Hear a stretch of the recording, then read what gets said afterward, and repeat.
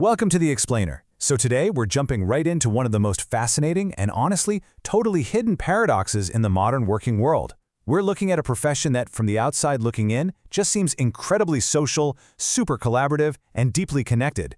But behind closed doors, it actually hides a profound, incredibly unique type of isolation. We are talking about the daily reality for therapists, counselors, and really anyone working in the caring professions.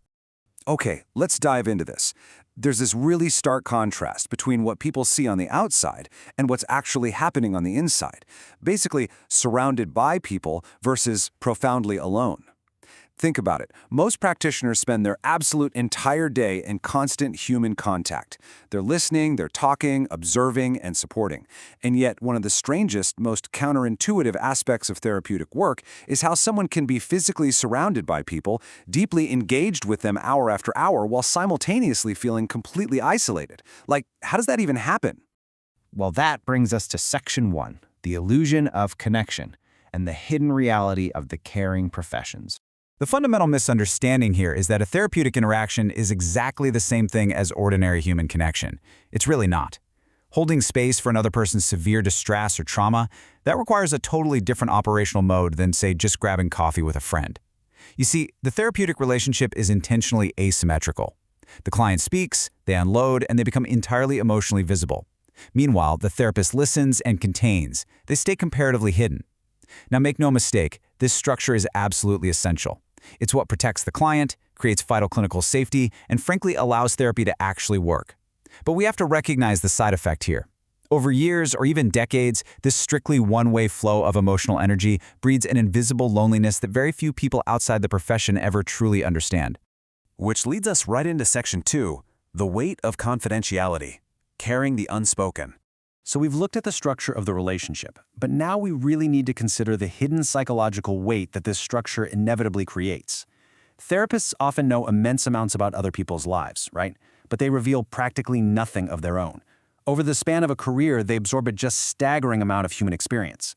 Relationship problems, financial stress, illness, abuse and infidelity, regret, shame, grief. And sometimes they're hearing these things in extraordinary, visceral detail. You have to remember, this isn't just data to be filed away. It's heavy, lived human emotion, and it slowly, silently accumulates. These fragments of other people's lives build up internally over the years, often without any real resolution. Because of this, the therapist basically becomes a silent witness to hundreds, if not thousands, of private human experiences. And because of the absolute ironclad necessity of confidentiality, these incredibly detailed, often harrowing stories remain permanently trapped within the boundaries of professional containment. Think about that for a second. They literally cannot be shared at the family dinner table. They can't be vented about at a Friday night party. The therapist must hold them entirely alone. Now, there's a crucial distinction we really have to make here. Containment is not the same thing as the absence of impact. Most practitioners learn how to contain this immense weight remarkably well. They're highly trained to do it. But what's really interesting here is the reality that a therapist's nervous system still completely records the exposure to all that suffering. Even when a professional manages to contain the emotion perfectly right there in the room, their body and their mind are still registering the profound impact of sitting next to raw human pain, day after day. That brings us to Section 3, the cost of professionalism and the paradox of competence. You see, this hidden weight we've been talking about doesn't just clock out and stay in the clinic. It inevitably spills over into personal lives, fundamentally altering how practitioners interact with their family, their friends, and the world around them. Think about how normal working people describe their day. A therapist's friends might casually ask, "Hey, how was work?" And what do they say? Usually just these overly simplified, shortened answers. Busy day, tiring, good clinic. Contrast those clipped answers with the intense reality of what actually just happened. Internally, they may have literally just spent 6 hours sitting right beside profound vulnerability, anger, or utter hopelessness. But because they can't break confidentiality, and honestly because it's just too heavy to explain casually over dinner, the emotional reality of their work remains completely invisible to the outside world. Let's walk through this jarring micro-timeline because it perfectly illustrates the intense psychological whiplash therapists go through constantly. Imagine this. At 1 p.m., they are holding space for a client's profound grief. By 1:45 p.m., the session ends and they're hurriedly writing up clinical notes. Then, just 15 minutes later, at 2 p.m., they're sitting at a local cafe, casually discussing ordinary everyday life with friends. transitioning from raw human tragedy to a light chat about weekend plans in a matter of literally minutes. That is an incredibly demanding feat for the human brain to pull off. So, to survive this constant whiplash, therapists become absolute masters of compartmentalization. But this ultimately leads to a condition known as functional emotional isolation. Basically, this is a state where someone is highly connected professionally, yet partially disconnected and feeling completely alone internally on a personal level. A therapist might become so incredibly skilled at hiding their own reactions that they actually start to struggle to recognize what they themselves are carrying. It's like they've allocated absolutely all of their emotional capacity to their professional hours, leaving practically nothing in the tank for their own personal lives. And society completely rewards the calm, composed therapist. They're seen as the strong one, the rock. But there is a massive compounding cost over the decades. Repeated contact alters perspective. Repeated responsibility alters physiology. Repeated containment alters relational patterns. Because they project competence so flawlessly, therapists become the people that everyone else leans on, rather than the ones people actually check on. The better they are at their job, the less permission they feel they have to ever struggle openly.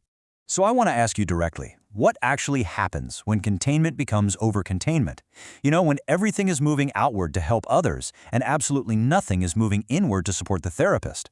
Well, the answer is severe fatigue, detachment, irritability, emotional flattening, and ultimately a loss of meaning. And this isn't because the therapist is weak. No, it's because of a very basic human truth.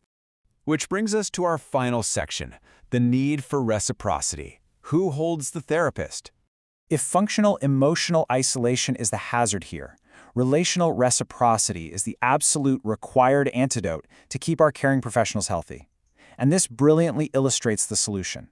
Relational reciprocity means finding spaces where caregivers do not have to perform competence, spaces where they can be emotionally visible and where they are fully allowed to be held themselves. Human beings are simply not biologically or psychologically designed to endlessly hold the pain of others while remaining entirely unsupported themselves. That's a one-way street leading straight to a cliff. So where exactly is this reciprocity found? Well, you find it in authentic friendship, in mentorship, in professional supervision, their own personal therapy, community spaces, and family life. And the absolutely crucial takeaway here is that seeking out these two-way, emotionally visible spaces is not some kind of professional indulgence. Not at all. It is the mandatory maintenance of human health within an incredibly demanding job. The absolute truth of this profession is that emotional isolation is not the same thing as strength. The strongest therapists are rarely the ones who try to just grit their teeth and carry everything alone indefinitely. No way. The truly strong ones are those who learn exactly how to share that emotional load safely. They figure out how to remain human beneath their professionalism, how to properly process what they hear rather than just boxing it up and containing it, and most importantly, they actually allow themselves to be supported. We've explored the illusion of connection, the really heavy weight of confidentiality, and the vital, vital cure of reciprocity. I want to leave you with this final provocative thought to take away from this explainer. Even those who spend their entire lives helping others desperately need a safe place to unload. So, whether you are a therapist, a caregiver, or frankly just the designated listener in your friend group, who is holding space for you today? Thank you so much for exploring this fascinating topic with me.